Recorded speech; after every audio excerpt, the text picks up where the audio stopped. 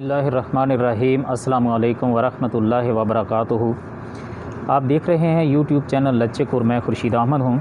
मेरी आज की वीडियो का मौजू है इंतहाई अहम मौजू, जो हर मुसलमान की ज़रूरत है और हर मुसलमान की ज़िंदगी में ये शामिल भी होना चाहिए, और ये अल्लाह के नज़दीक बहुत पसंदीदा अमल भी है, और इस अमल को सिर्फ़ खालिस अल्लाह के लिए करना चाहिए।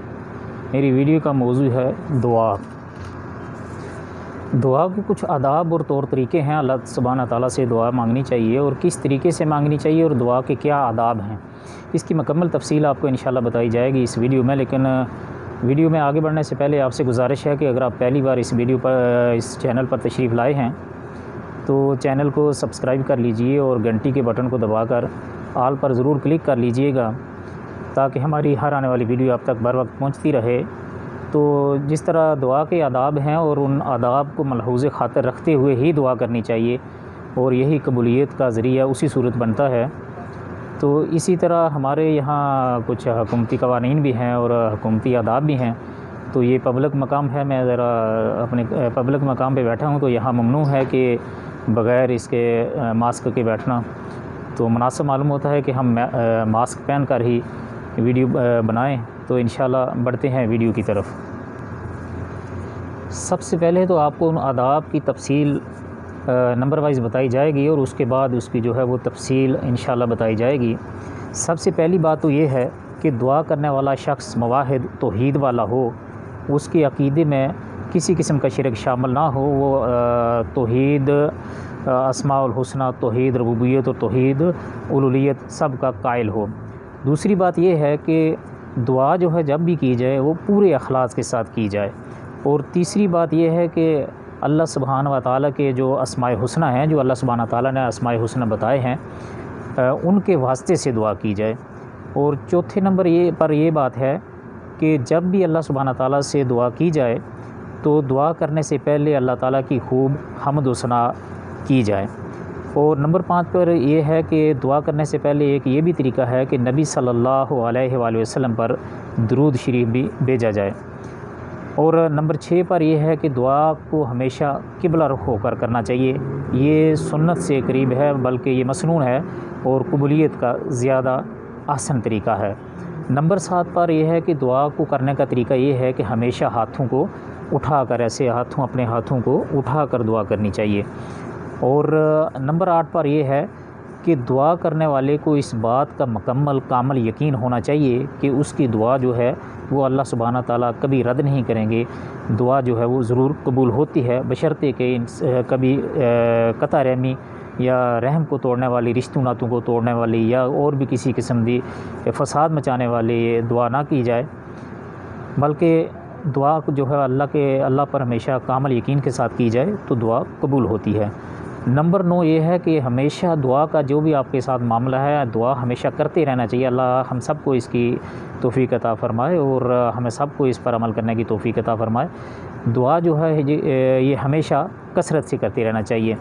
नंबर 10 पर ये बात है कि दुआ में पुख्ता अंदाज़ जो है वो अख्तियार करना चाहिए, यानी ये कामल यकीन बंदे के अंदर होना चाहिए और अल्लाह से बिल्कुल गिड़गिड़ा कर इस तरह मांगना चाहिए, और उसका अंदर का जो है वो यकीन पक्का होना चाहिए कि ये जो मैं अल्लाह सुब्हानहू तआला के सामने अपना मसला बयान कर रहा हूँ, ये अल्लाह सुब्हानहू तआला ज़रूर कबूल करेंगे और दुआ जो है वो ज़रूर कबूल होगी।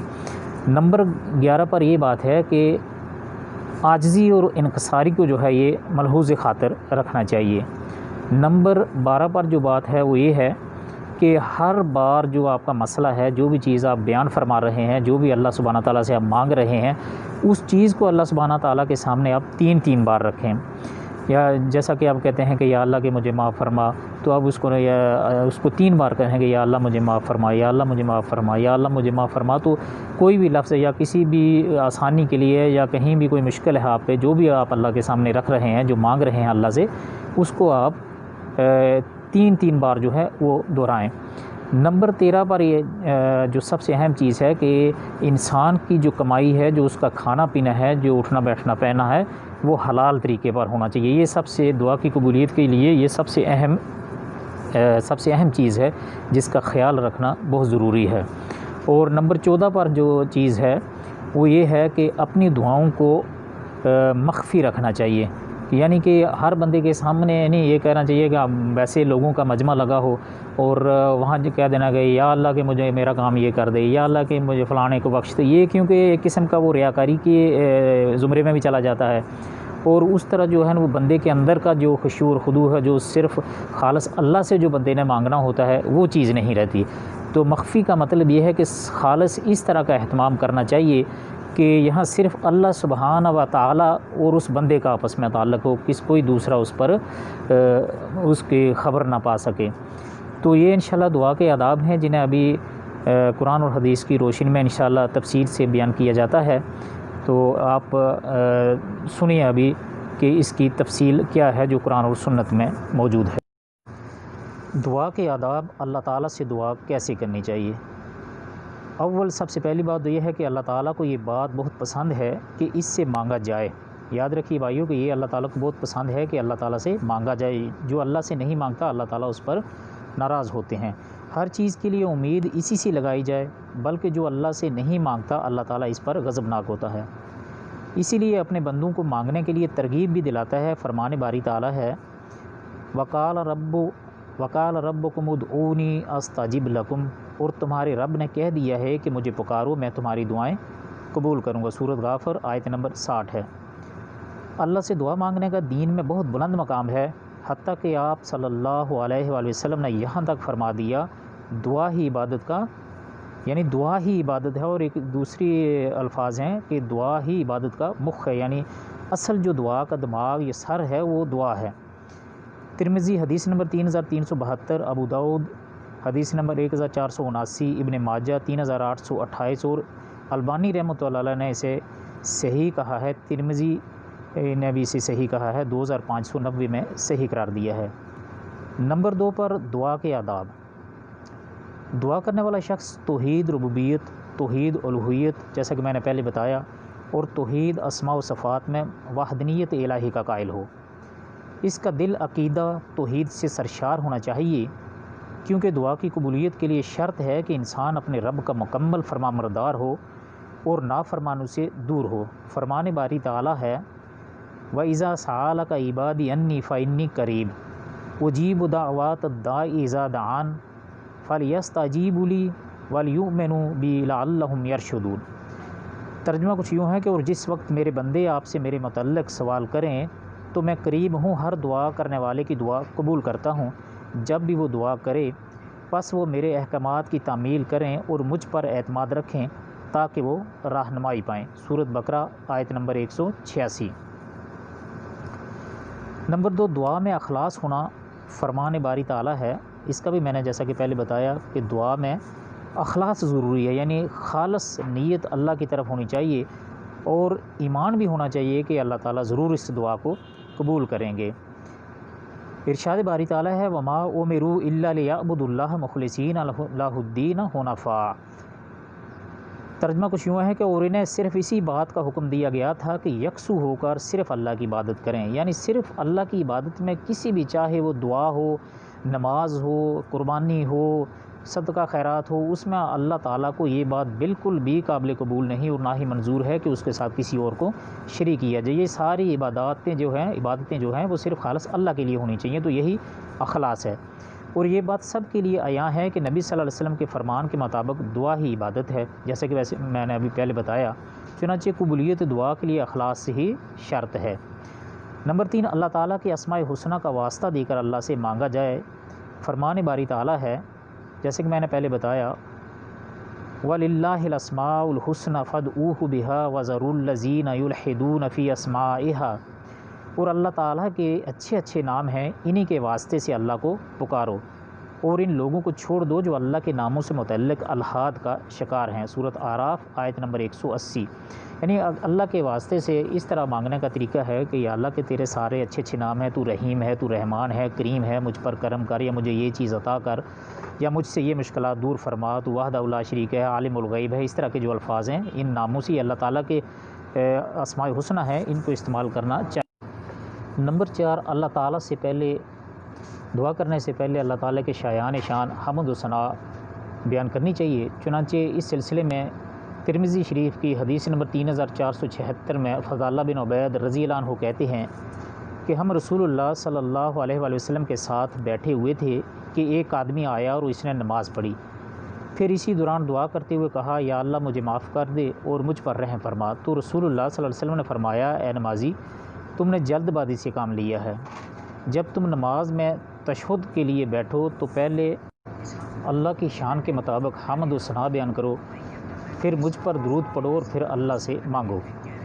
ترمذی حدیث نمبر 3477 کی ہی ایک اور روایت میں ہے کہ جب تم میں سے کوئی نماز پڑھے تو تشہد میں سب سے پہلے اللہ تعالیٰ کی حمد و ثنا بیان کرے، پھر نبی صلی اللہ علیہ وآلہ وسلم پر درود بھیجے اور اس کے بعد جو دل میں آئے مانگ لے۔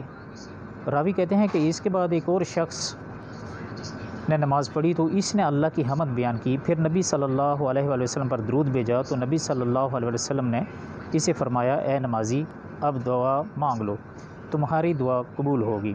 اس حدیث کو البانی رحمۃ اللہ علیہ نے صحیح ترمذی 2765 اور 2767 میں صحیح کہا ہے۔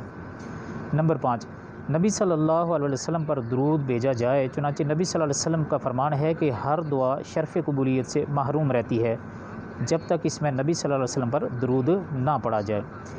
طبرانی نے الاوسط جلد نمبر 1 صفحہ نمبر 220 میں روایت کیا ہے اور شیخ البانی نے اسے صحیح الجامعہ حدیث نمبر 4399 میں اسے صحیح قرار دیا ہے۔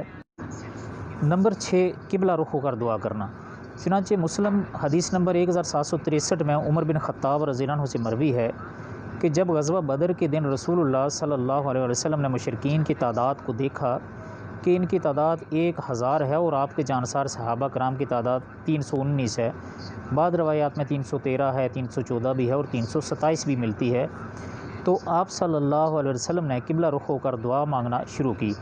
آپ نے اپنے ہاتھ پھیلا دیے اور اپنے رب سے گڑ گڑا کر مانگنے لگے، اللہم انجز لی ما وعدتنی، اللہم آت ما وعدتنی، اللہم ان تہلک ہذہ الاصابۃ من اہل الاسلام لا تعبد فی الارض، یعنی یا اللہ مجھ سے کیا ہوا وعدہ پورا فرما، یا اللہ مجھے دیا ہوا عہد و پیمان مکمل فرما، یا اللہ اگر تو نے تھوڑے سے مسلمانوں کا خاتمہ کر دیا تو زمین پر کوئی عبادت کرنے والا نہ ہوگا۔ آپ صلی اللہ علیہ وسلم مسلسل ہاتھوں کو اٹھائے اپنے رب سے گڑ گڑا کر دعائیں کرتے رہے حتیٰ کہ آپ کی چادر کندھوں سے گر گئی۔ الحدیث نووی رحمۃ اللہ علیہ شرح مسلم میں کہتے ہیں اس حدیث سے یہ معلوم ہوتا ہے کہ دعا کرتے وقت قبلہ رخ ہونا چاہیے اور ہاتھوں کو اٹھانا مستحب ہے۔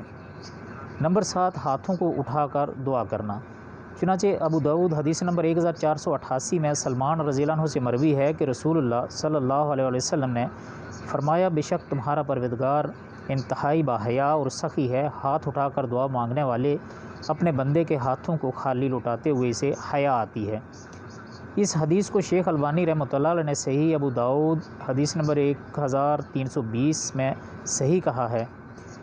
دعا میں ہاتھ اٹھانے کے لیے ہتھیلی کی اندرونی جانب آسمان کی جانب ہوگی، جیسے کسی سے کچھ لینے کا منتظر فقیر اور لاچار شخص اپنے دونوں ہاتھوں کو اٹھا کر رکھتا ہے۔ چنانچہ ابو داؤد حدیث نمبر 1486 میں مالک بن یسار رضی اللہ عنہ سے مروی ہے کہ رسول اللہ صلی اللہ علیہ وآلہ وسلم نے فرمایا جب تم اللہ تعالیٰ سے مانگو تو اپنی ہتھیلی کی اندرونی یعنی اپنی ہتھیلی کے اندرونی حصے سے مانگو، ہتھیلی کی پشت سے مت مانگو۔ اس حدیث کو شیخ البانی نے صحیح ابو داؤد حدیث نمبر 1318 میں صحیح کہا ہے، یعنی ہاتھ سیدھے اوپر کی طرف ہونے چاہیے، الٹے ہاتھ رکھ کر دعا جو مانگنا ممنوع ہے۔ یہاں یہ مسئلہ ہے کہ دونوں ہاتھوں کو اٹھاتے ہوئے ملا کر رکھے یا فاصلہ بھی ڈال سکتا ہے، تو اس بارے میں شیخ ابن عثیمین رحمۃ اللہ علیہ نے الشرح الممتع جلد نمبر 4 صفحہ نمبر 25 میں صراحت کے ساتھ کہا ہے کہ ہاتھ ملا کر رکھنا بہتر ہے۔ چنانچہ آپ کہتے ہیں ہاتھوں میں فاصلہ ڈالنا یا الگ الگ رکھنے سے متعلق کوئی دلیل احادیث یا علماء کرام کی گفتگو سے میرے علم میں نہیں ہے انتہی، یعنی ہاتھوں کو ملا کر رکھنا بہتر ہے، البتہ اگر ہاتھ کھلے بھی ہوں تو بھی کوئی حرج نہیں۔ نمبر 8، اللہ تعالیٰ کے بارے میں قبولیت کا مکمل یقین ہو اور صدق کے دل سے دعا مانگے، اس لیے کہ رسول اللہ صلی اللہ علیہ وسلم کا فرمان ہے اللہ سے مانگو تو قبولیت کے یقین کے ساتھ مانگو۔ یہ یاد رکھو اللہ تعالیٰ کسی غافل اور لاپرواہ دل کی دعا قبول نہیں فرماتا۔ ترمذی حدیث نمبر 3479، اس حدیث کو شیخ البانی نے صحیح ترمذی 2766 میں حسن کہا ہے۔ نمبر 9، کثرت سے دعا کی جائے، اس لیے انسان کو اللہ تعالیٰ سے دنیاوی اور اخروی ہر قسم کی دعا مانگنی چاہیے۔ خوب الہا اور چمٹ کر دعا کرے، قبولیت کے لیے جلد بازی سے کام مت لے، اس لیے کہ نبی صلی اللہ علیہ وسلم کا فرمان ہے جب تک کوئی بندہ گناہ یا قطع رحمی کی دعا نہ کرے تو اس کی دعا قبول کی جاتی ہے، بشرطے کہ جلد بازی نہ کرے۔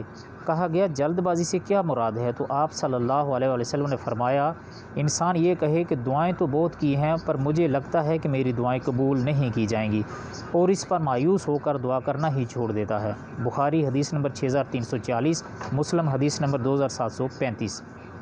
نمبر 10، دعا میں پختہ انداز ہو اور گزارشانہ انداز میں دعا نہ کی جائے، اس لیے کہ نبی صلی اللہ علیہ وسلم کا فرمان ہے تم میں سے کوئی یہ نہ کہے یا اللہ اگر تو چاہے تو مجھے بخش دے، یا اللہ اگر تو چاہے تو مجھ پر رحم فرما، بلکہ دعا مانگتے ہوئے پورے عزم کے ساتھ مانگے کیونکہ اللہ تعالیٰ کو کوئی مجبور نہیں کر سکتا۔ بخاری حدیث نمبر 6339، مسلم حدیث نمبر 2679۔ نمبر 11، عاجزی، انکساری، اللہ کی رحمت کی امید اور اللہ سے ڈرتے ہوئے دعا مانگنا ہے۔ فرمان باری تعالیٰ ہے ادعوا ربکم تضرعا وخفیہ، ترجمہ اپنے رب کو گڑ گڑا کر اور چپکے سے پکارو، سورۃ اعراف آیت نمبر 55۔ اسی طرح ایک دوسری جگہ اللہ سبحانہ تعالیٰ کا ارشاد ہے انہم کانوا یسارعون فی الخیرات ویدعوننا رغبا ورہبا وکانوا لنا خاشعین، بے شک وہ نیکیوں میں بڑھ چڑھ کر حصہ لیتے اور ہمیں امید و خوف کے ساتھ پکارتے تھے اور وہ ہم سے ڈرتے بھی تھے، سورۃ انبیاء آیت نمبر 90۔ اسی طرح ایک اور مقام پر اللہ سبحانہ و تعالیٰ کا فرمان ہے وَاذْكُرْ رَبَّكَ فِي نَفْسِكَ تَضَرُّعًا وَخِيفَةً وَدُونَ الْجَهْرِ مِنَ الْقَوْلِ بِالْغُدُوِّ وَالْآصَالِ، اور اپنے رب کو اپنے دل میں عاجزی اور خوف سے صبح و شام یاد کریں اور بلند آواز کے بغیر بھی اور غافلوں سے نہ ہو جائیں، سورۃ اعراف آیت نمبر 205۔ نمبر 12، تین بار دعا کرنا۔ بخاری حدیث نمبر 240، مسلم حدیث نمبر 1794 میں عبداللہ بن مسعود رضی اللہ عنہ بیان کرتے ہیں کہ رسول اللہ صلی اللہ علیہ وسلم نے بیت اللہ کے پاس نماز ادا کر رہے تھے، وہیں پر ابو جہل اپنے ساتھیوں کے ساتھ بیٹھا تھا۔ قریب ہی گزشتہ شام اونٹ بھی نہر کیے گئے تھے، تو ابو جہل نے کہا کون ہے جو فلاں قبیلے والوں کے اونٹوں کی اوجڑی اٹھا کر جب محمد صلی اللہ علیہ وسلم سجدے میں جائے تو اس کی کمر پر رکھ دے۔ یہ واقعہ ہم نے اپنے سیرت کے سچے موتی کے سلسلے میں جو ویڈیو بنائی ہے اس میں بھی موجود ہے۔ تو یہ سن کر ایک بدبخت اٹھا اور جب آپ صلی اللہ علیہ وسلم سجدے میں گئے تو اوجڑی کو دونوں کندھوں کے درمیان رکھ دیا، پھر سب اوباش ہنس ہنس کر لوٹ پوٹ ہونے لگے، لیکن میں کھڑا دیکھتا ہی رہ گیا۔ اگر میرے کنبے والے میرے ساتھ ہوتے تو میں رسول اللہ صلی اللہ علیہ وسلم کی کمر مبارک سے اسے ہٹا دیتا، لیکن نبی صلی اللہ علیہ وسلم اسی طرح سجدے کی حالت میں پڑے رہے، یہاں تک کہ ایک شخص نے جا کر فاطمہ رضی اللہ عنہا کو بتلایا تو وہ دوڑتی ہوئی آئیں، حالانکہ آپ بالکل چھوٹی عمر کی تھیں، پھر بھی آپ نے اوجڑی کو ہٹایا اور پھر اوباشوں کو برا بھلا کہنے لگیں۔ چنانچہ جب آپ صلی اللہ علیہ وسلم نے اپنی نماز مکمل کی تو بلند آواز سے ان کی خلاف بد دعا فرمائی۔ آپ جب مانگتے تو 3 بار مانگتے اور جب دعا کرتے تو 3 بار دعا کرتے۔ آپ نے 3 بار فرمایا یا اللہ قریش پر اپنی پکڑ نازل فرما۔ جب اوباشوں نے آپ کی آواز سنی تو ان کی ہنسی بند ہو گئی اور آپ کی بد دعا سے سہم گئے۔ پھر آپ نے فرمایا یا اللہ ابو جہل بن ہشام، عتبہ بن ربیعہ، شیبہ بن ربیعہ، ولید بن عقبہ، امیہ بن خلف اور عقبہ بن ابی معیط پر اپنی پکڑ نازل فرما۔ یاد رہے کہ اوجری لا کر نبی صلی اللہ علیہ وسلم کی پیٹھ پر جس بندے نے رکھی تھی وہ یہی تھا، عقبہ بن ابی معیط۔ آپ نے 7ویں کا نام بھی لیا لیکن مجھے اب یاد نہیں ہے، قسم ہے اس ذات کی جس نے محمد صلی اللہ علیہ وسلم کو مبعوث فرمایا، جن لوگوں کے نام آپ نے لیے تھے وہ سب کے سب بدر کے دن قتل ہوئے اور پھر ان سب کو بدر کے کنویں میں ڈال دیا گیا۔ نمبر 13، حلال کھانے پینے کا اہتمام کرنا، یہ سب سے ضروری ہے۔ مسلم شریف کی حدیث نمبر 1015 میں ابو ہریرہ رضی اللہ عنہ کہتے ہیں کہ رسول اللہ صلی اللہ علیہ وسلم نے فرمایا لوگو اللہ تعالیٰ پاکیزہ اور پاکیزہ ہی قبول فرماتا ہے، اور اللہ تعالیٰ نے مومنین کو بھی وہی حکم دیا ہے جو رسولوں کو دیا، چنانچہ فرمایا یا ایھا الرسل کلوا من الطیبات واعملوا صالحا انی بما تعملون علیم، اے رسولو پاکیزہ چیزوں میں سے کھاؤ اور نیک عمل کرو، بے شک تم جو بھی عمل کرتے ہو میں اسے جانتا ہوں۔ سورہ مومنین آیت نمبر 51۔ اور مومنین کو حکم دیتے ہوئے فرمایا یا ایھا الذین آمنوا کلوا من طیبات ما رزقناکم، اے ایمان والو جو پاکیزہ چیزیں تمہیں دی ہیں ان میں سے کھاؤ۔ سورۃ بقرہ آیت نمبر 172۔ پھر اس کے بعد آپ صلی اللہ علیہ وسلم نے ایک شخص کا تذکرہ فرمایا جو لمبے سفر میں پراگندہ حالت کے ساتھ دونوں ہاتھ آسمان کی طرف بلند کر کے یا رب کی صدائیں بلند کرتا ہے، حالانکہ اس کا کھانا حرام کا، پینا حرام کا، لباس حرام کا، اس کی پرورش حرام پر ہوئی، تو اس کی دعائیں کیوں کر قبول ہو سکتی ہیں؟ ابن رجب رحمۃ اللہ علیہ فرماتے ہیں اس سے معلوم ہوا کہ حلال کھانا پینا، پہننا اور حلال پر نشو و نما پانا قبولیت دعا کا موجب ہے۔ نمبر 14، اپنی دعاؤں کو مخفی رکھنا، جہری طور پر دعا نہ کرنا۔ فرمان باری تعالیٰ ہے ادعوا ربکم تضرعا وخفیہ، اپنے رب کو گڑ گڑا کر اور چپکے سے پکارو۔ الاعراف آیت نمبر 55۔ نیز اللہ تعالیٰ نے اپنے بندے زکریا علیہ السلام کی تعریف کرتے ہوئے فرمایا اذ نادى ربہ نداء خفیہ، جب انہوں نے اپنے رب کو مخفی انداز میں پکارا۔ سورۃ مریم آیت نمبر 3۔ اللہ تعالیٰ ہماری دعاؤں کو قبول منظور فرمائے، آمین یا رب العالمین۔ یہ تھی ہماری آج کی ویڈیو، امید ہے آپ کو ویڈیو پسند آئی ہوگی۔ اگر ویڈیو اچھی لگے تو اس پہ لائک، کمنٹس اور شیئر ضرور کیجئے گا، اور اگر آپ پہلی بار اس چینل پر تشریف لائے ہیں تو چینل کو سبسکرائب کر لیجئے اور گھنٹی کے بٹن کو دبا کر آل کے آئیکن کو ضرور کلک کر لیجئے گا تاکہ ہر آنے والی ویڈیو آپ تک بر وقت پہنچتی رہے۔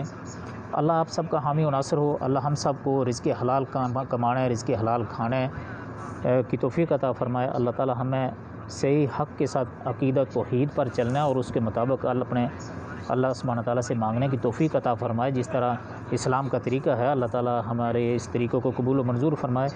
اللہ تعالیٰ آپ سب کا حامی و ناصر ہو۔ آپ سب کے قیمتی وقت کا بہت بہت شکریہ۔ ہماری حوصلہ افزائی کے لیے آپ سے گزارش ہے کہ اگر ہم سے کوئی کوتاہی، خطا یا ہم اس کو کس طرح بہتر بنا سکتے ہیں تو ہمارے کام کو بہتر کرنے کے لیے آپ اپنا قیمتی مشورہ دے سکتے ہیں۔